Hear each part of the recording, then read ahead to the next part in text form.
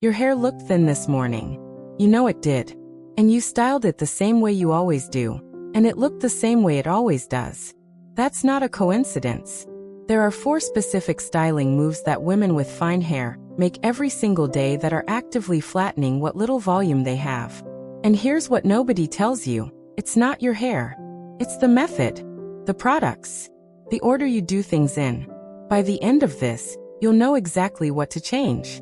And part 3 has one step that my friend changed on a Tuesday and got 3 compliments by Friday. I want that for you. I researched the worst style and beauty mistakes and the best fixes for women over 50, so you get real results, fast. If you haven't already, hit subscribe. I cover this every week. Step 1. Start with the right foundation products. You've probably been washing your hair, wrapping it in a towel, and going from there. And that's exactly where this starts going wrong. Most women with fine hair are using the wrong products before a single styling tool even touches their head.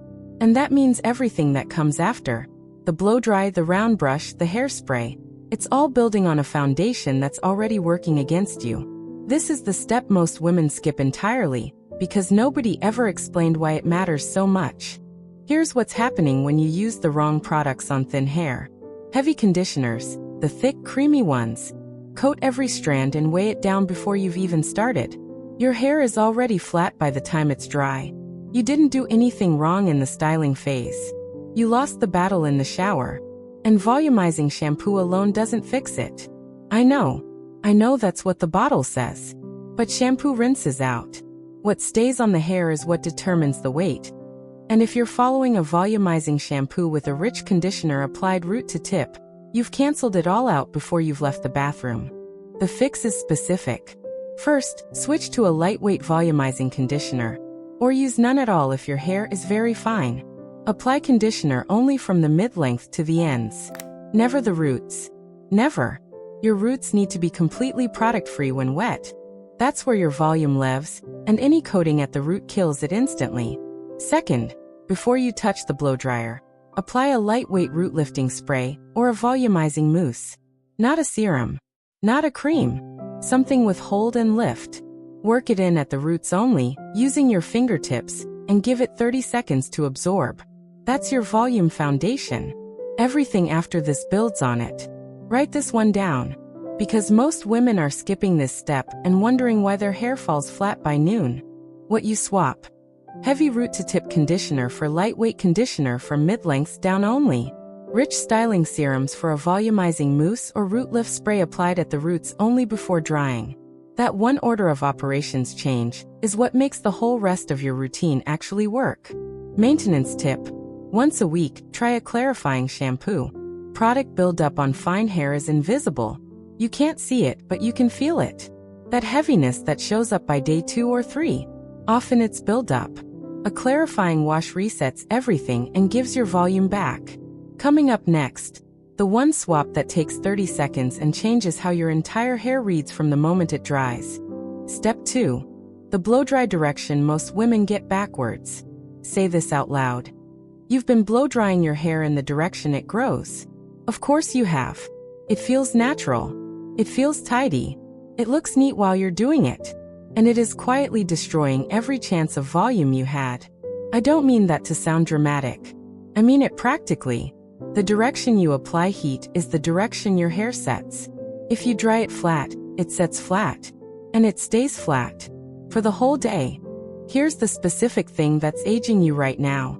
Flat hair that sits close to the scalp compresses the silhouette of your head.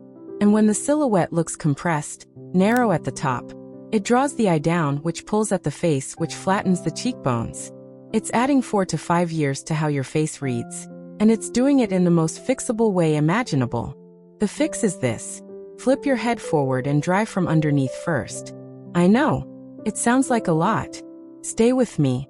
When you dry from underneath with your head flipped, you're lifting the root away from the scalp and setting it in that lifted position.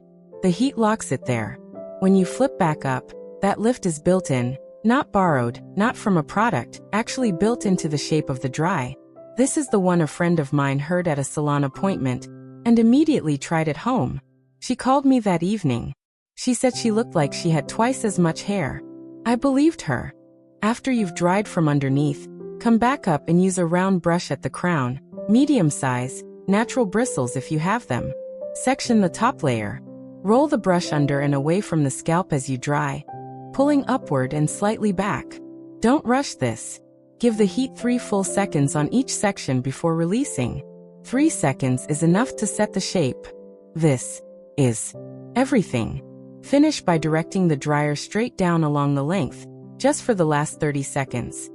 To smooth the ends without disturbing the root volume you've built. Swap. Drying in the direction your hair grows for drying from underneath first, then finishing with a lifted round brush at the crown. Swap a regular blow-dry for one that takes 2 minutes longer, but sets volume that lasts 6 to 8 hours instead of 60 minutes. Maintenance tip. Once your blow-dry is done, let it cool completely before you touch it. Volume sets as the hair cools. If you're running your fingers through it while it's still warm, you're releasing the shape before it has time to hold. What I'm covering in the next part. Most women find it even harder to hear, but it's the one that matters most. Step 3. Where you place your part is doing more than you know. You've had your part in the same place for years, maybe decades. And I completely understand. It became your face. It became the version of yourself you recognize in the mirror. Here's the thing about that. The part you chose in your 30s or 40s was chosen for hair that had more density, more body, more natural lift. That same part on thinner hair does something different. Something that's working quietly against you every single day. A center part on fine hair exposes the scalp in a straight line directly down the middle of the crown. And that line draws the eye exactly where you don't want it drawn, straight to the area where hair is thinnest. It's adding years. Not because of the part itself, but because of what it reveals on hair that no longer has the density to cover it. And a deep side part that hasn't moved in 20 years can do the same damage differently. Over time, fine hair that's always parted in exactly the same place starts to thin right at that line. The scalp becomes more visible there. The part widens. And the wider it looks, the older the hair reads. Here's what nobody in this space talks about. Moving your part, even by half an inch, gives your hair an entirely new surface to work with. Growth patterns shift. Flat spots disappear. Volume appears where there was none. You needed to hear this. The fix has 3 parts. First, move your part at least a full inch from its current position. If you've been wearing a deep left side part, shift it slightly more center. If you've been wearing a center part, shift it to a soft side part. Not a dramatic deep one, just a shift. Second, vary where you part it every few days. This prevents new flat spots from forming where the new part sits. Third, when you're setting your part after blow drying, use a fine-tooth comb and a touch of volumizing spray right at the parting before it dries fully. The product sets the root away from the scalp right at the most visible line. I watched a woman in a salon chair last week. Stunning bone structure, perfect posture, and she'd been wearing the same center part for 30 years. One shift, 1 inch to the left.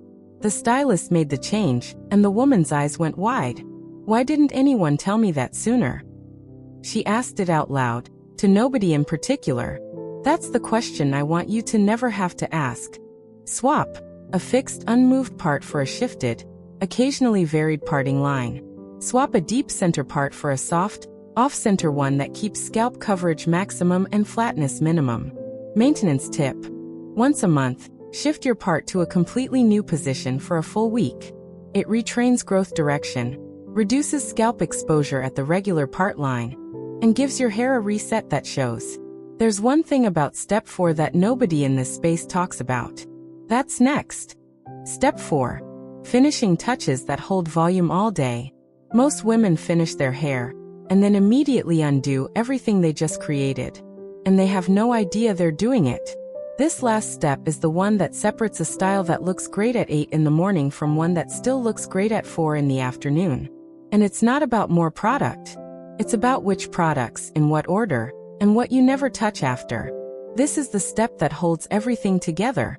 Here's what's specifically aging your finish right now. Heavy finishing sprays, the ones that mist like a cloud and smell like lacquer, sit on fine hair like a wet coat. They compress the volume you spent 20 minutes building. Your hair looks stiff, not full. Flat, not styled. And worse, They attract humidity, so by midday your hair is heavier than when you started. The other thing that collapses fine hair faster than anything else? Touching it while the product is still setting. Running your fingers through it. Patting it down. Adjusting it. Every touch releases the structure. Fine hair doesn't bounce back from handling the way thicker hair does. It just lies down and stays there. This one is everything. And once you know it, you can't unknow it. Here's the finish routine that actually holds. After your blow-dry is fully cool, and I mean fully, not just warm, take a flexible hold volumizing spray. Not a lacquer. Not a freeze spray. A flexible hold. Mist it from 12 inches away, never closer. Distance is how you keep the mist light. Up close, the product lands in clumps and weighs the hair down on contact. Then, and this is the part most women skip, tip your head slightly forward, mist lightly at the roots from underneath, tip back, and don't touch it. Not for 5 minutes. Not even to check. Let it set completely. If you need a little extra lift at the crown specifically, here's your secret. A tiny amount of dry shampoo worked into the roots with your fingertips, not the tips of your fingers, the pads, lifts and grips the hair shaft at the root. It creates friction. And friction is volume for fine hair. You don't need more product. You need product that grips. Swap. Heavy lacquer finishing sprays for flexible hold volumizing spray applied from distance. Swap touching your hair while it sets for letting it cool, and hold completely before you move it at all. Swap dry shampoo used only on day 2 hair for dry shampoo used at the roots on freshly styled hair as a volume grip. Not for cleansing, for structure. Maintenance tip. Clean your styling tools, your brush, your round brush, your diffuser attachment, every 2 weeks. Product buildup on a brush transfers back onto your hair on the next use. You're styling clean hair with a brush coated in old product. A quick rinse and dry makes everything work better. The next mistake is the one I see most often, and it's the most expensive to fix if you leave it too long. Don't miss the next video. You just learned 4 specific steps. The right products at the roots, the right blow-dry direction, a shifted part line, and a finish that actually holds. And most women spend years figuring that out by accident. You did it in one sitting. Wear this knowledge with the confidence it was always meant to carry. Now tell me in the comments, which of these 4 steps were you getting wrong without knowing it? I read every single one. Next time, we're getting into the one color mistake that adds 10 years to fine hair overnight. And it's not what you'd expect. Like this video, subscribe to Timeless Wisdom Path, and I'll see you in the next one.